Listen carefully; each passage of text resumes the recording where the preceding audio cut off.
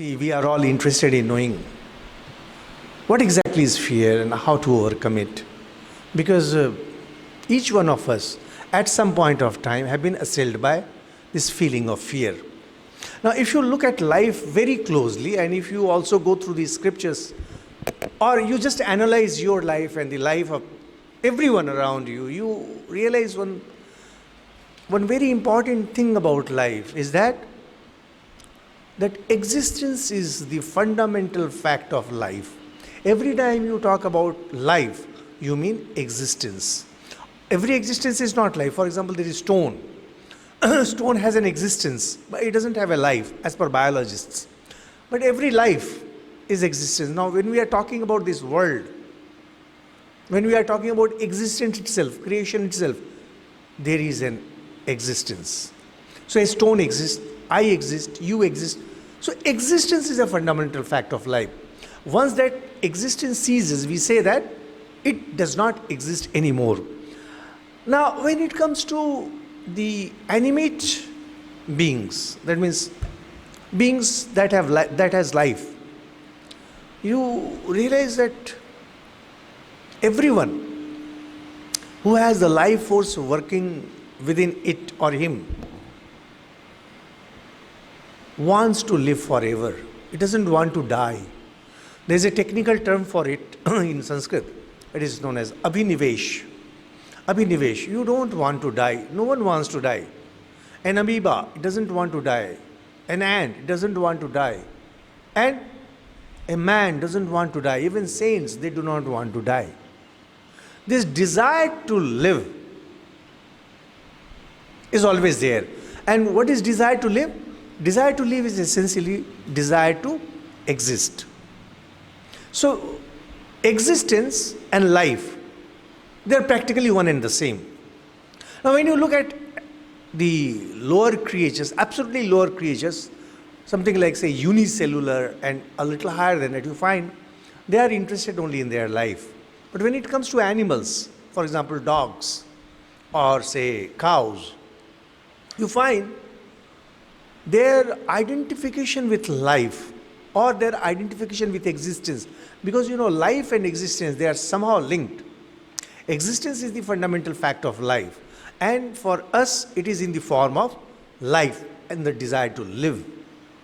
So that this desire to live or existence in lower animals extends to its newborns, and it is also associated with space. For example, you'll see that the birds, they mark out their space and they don't let any other bird to enter that space. Even the dogs, they mark their space, and if some new dog enters, the original dog pounces upon it. Creature, howsoever strong, howsoever weak, it doesn't want that someone should intrude on its physical space. And when it comes to human beings, this idea of life and the idea of existence, it doesn't extend only to newborn, because in animals we find that as the newborn grows, that identification goes away. In case of birds and even dogs, mom does not recognize its kids after some time. Nature has made it that way. But in human beings, our idea of existence and our sense of life extends to our family members, to our friends, to our possession. So if you have, say, a nice car, and if you feel that that car is going to be taken away, you feel threatened. So family, friends, possession. But most importantly in human beings, even an idea to which you adhere. It may be some ideal, some ideology, it may be religion, it may be anything. Human beings tend to identify themselves with all these: family, friends, possessions, and ideas. The moment there is some kind of intrusion, we retaliate with aggression. Intrusion will always have this reaction in the form of aggression. And If we are not strong enough, if we are not really strong enough to retaliate, for example, there is a chief minister, and that chief minister or prime minister or president or some dictator, he is so powerful that the persons who are working under him feel that things are not going well. They want to retaliate, but they cannot retaliate. There is intrusion. Intrusion demands that there be a counter-aggression. Counter-aggression is not there. So what you do is, you feel as if your space is shrinking. And the moment you have this sense of space shrinking, there is an apprehension that your life is getting lost, your existence is getting lost. But your existence extends to family, friends, position, and even an idea. For example, in earlier times, there is a religion. Every time, whenever something happens, there is some quarrel, and they will start telling that my religion is in danger. Somebody has committed a mischief. You punish him, and they will immediately go to religion is in danger. This is a very old story. For thousands of years, this has been going on. Whenever somebody wants to commit a mischief, they go and hide behind a religion or behind an idea. You say something and they will say that my life philosophy, be it capitalism, be it Marxism, be it socialism, it is in danger. So, they talk like that. But the fact is, when there is that apprehension that I identify myself with certain things and that is my existence and there is danger on that existence, then you feel as if you are going to be destroyed. Now, it is not a mere feeling, and not only with human beings, with every kind of being, that it is not only a mental phenomena.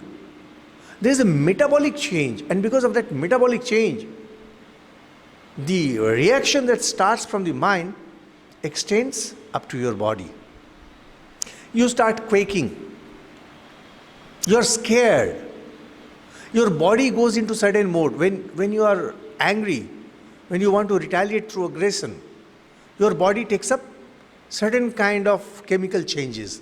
And when you are scared, there is a very famous saying that lower animals, they have only 4 kinds of feelings.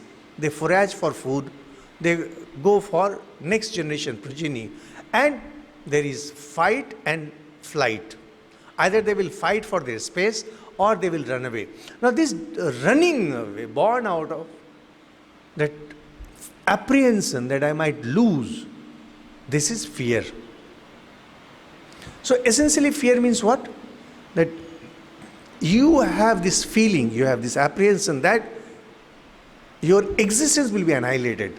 Only that your existence does not consist only of your body. It doesn't consist only of your mind. It consists of your family, friends, etc. To everything with which you identify. And you might be identifying yourself even with an idea. And if you feel that that idea is in danger, you feel as if you are in danger. If your family members are in danger, you feel as if you are in danger. So now this is a fundamental fact. There is no way it can be altered. So identification is the key. So now let's go back to how to overcome fear. To overcome fear, the most important thing is that you have to identify yourself with something that can never be destroyed. Because fear and existence, they are related. Every time you feel that existence is going away, you are scared. Now, if you identify yourself with that state of existence that can never be taken away from you, you will never be scared. And this is possible only if you identify yourself fully with God. If you have God realization, or with Atman, with soul, you have self-realization, then you are no more scared of death. Like Gita talks about, once a person has known his self, he is no more scared of death. No question of death. Death doesn't matter with him. He has gone beyond it. Because he knows that he is not this body. And he is not even identified with his body. And he is not identified with anyone else. Because he knows that Atman alone is the truth. He is not going to lose. But see, not everybody can have this realization. There might be one Jesus. There might be one Buddha who had that state of realization where nothing mattered with them. But humanity as such, and we are not talking about animals and lower animals, we are talking about human beings. Although our scriptures say that try to know that infinite, and once you know the infinite, you become infinite, and once you become infinite, nothing can destroy you. And since nothing can destroy you, you can never be scared. But that's not possible. Then second possibility, the second way out is to be strong. If you are strong, then you will not be scared. But here we have already discussed how, because you are weak, that is why that fear element comes. Now this strength, the strength that we are discussing, lies in every person, untapped. In every person, there is no one. Even a child has it, an old person has it, a soldier, everyone has it. And this untapped resource of strength, it is self-respect. Self-respect. Only what we think of self-respect is basically some kind of arrogance born out of stupid ego.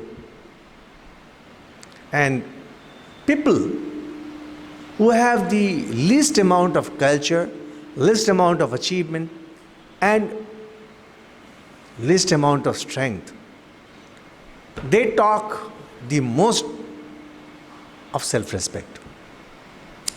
True self-respect, when we are talking about self-respect, me, my existence, it is born of, as we said, it's an untapped resource. It is born of some ideal in which you have the fullest conviction and that which you practice for a long time. There has to be some ideal. And you have full conviction in that. And you have practiced it. So practice and conviction, they go hand in hand. As you practice, your conviction grows. As your conviction grows, your practice increases. To give you an example, a mom, see, we don't know, I personally don't know about ladies of present generation. But when we were growing up, Indian ladies, they were bashful. Normally they won't come out to quarrel, they won't take up fights. But try doing anything to her child and see how ferocious she gets. A mom, particularly in joint family, she used to bear with everything. Taunts of mother-in-law, lot of workload, everything. And she would go on working silently. But the moment you touch her son, she will become a tigress. You can't. And not only in the family, even outside. Like even if there are, supposing there are robbers, there are kidnappers. If a mom feels that her child is under threat, she forgets her own existence. She forgets her own life and she pounces to save her child. You know, the whole world is full of such examples. Similarly, we know of the soldiers. When the soldiers are in the fight, you go for any country, and soldier of any, trained soldier of any good country, any noble country, during like, say for example, Second World War, Germans were captured and Allies soldiers were also captured. And when they were tortured to reveal certain secrets, they would say no. Even if they were tortured or killed, they won't reveal the secrets. Where from comes this secret? It comes from the conviction that I am fighting for my country. That self-respect, I will not compromise with my self-respect. Mom, she has that sense of self-respect. I am a mom. Now, I'm just giving you, I'm using the word self-respect. You might use some other word. When we had Socrates, and Socrates was charged with treason, said that he is misleading the youth of Greek. So he was condemned to death. He had to drink poison. And Plato was a very resourceful person, made a plan for escape. And Socrates said, no, I am not going to do it. I have lived with this ideal. I cannot let go of that ideal.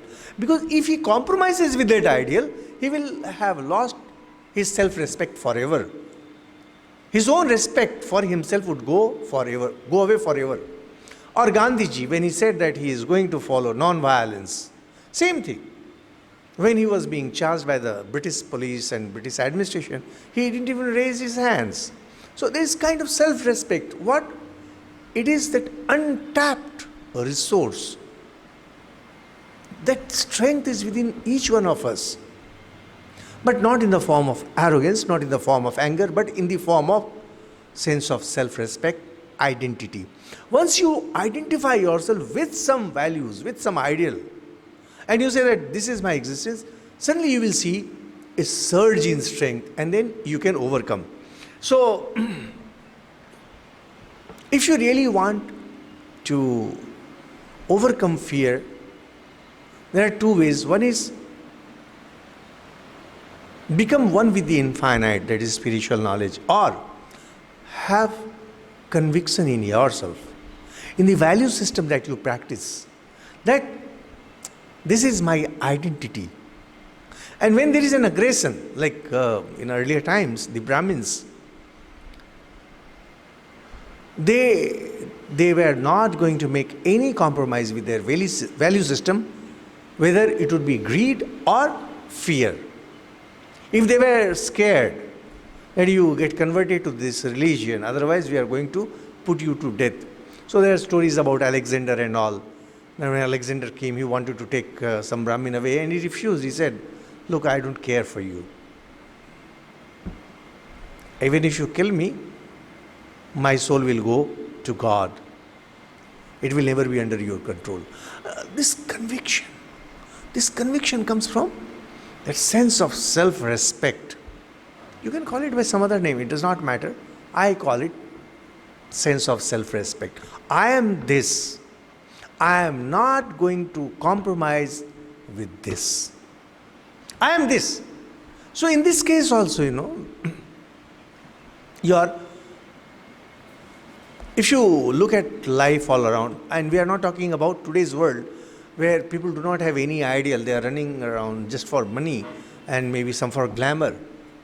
They have no sense of sacrifice, they have no sense of commitment. We are not talking about them, we are talking about that sense of value. I am this. My personality stems from this. I am known in this society by this. Let's take the case of a doctor. There's a medical practitioner and someone comes. A doctor has to remind herself or himself, I am a doctor. This is my identity. Because this is my identity, it is my self. And I must have respect for myself. And I will never make compromise with my self-respect. Now ultimately, if you don't have either of the two, like identifying with the infinite or having the self-respect born of some ideal, there is a third method which sometimes works and at times it doesn't work. It is about praying. Once you pray to any being in whom you have confidence and you have firm faith that that being is the epitome of strength. For example, in North India, many people worship Hanuman, Mahavir Hanuman, for that sense of strength. Jai Hanuman, Gyan Gun Sagar, like that. There are people who worship Mother Durga for that strength.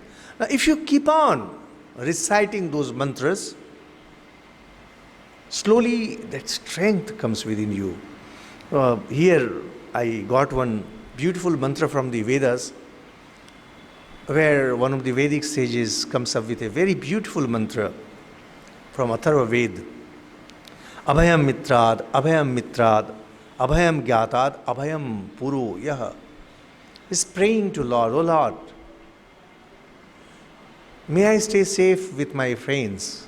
That means my friends may not harm me. And those who are not friendly, I may stay safe even from them. I may stay from things that I know, and I may stay safe with things that I don't know. I shouldn't have the fear of the known. I should not have fear of the unknown. Abhayam naktam, abhayam divanaha, sarva asha mama mitram bhavantu. May I stay unafraid at daytime. May I stay unafraid at night. And all directions be my friend. And this is a Vedic mantra, it's just to give you an idea. So, once you get into that prayer mode,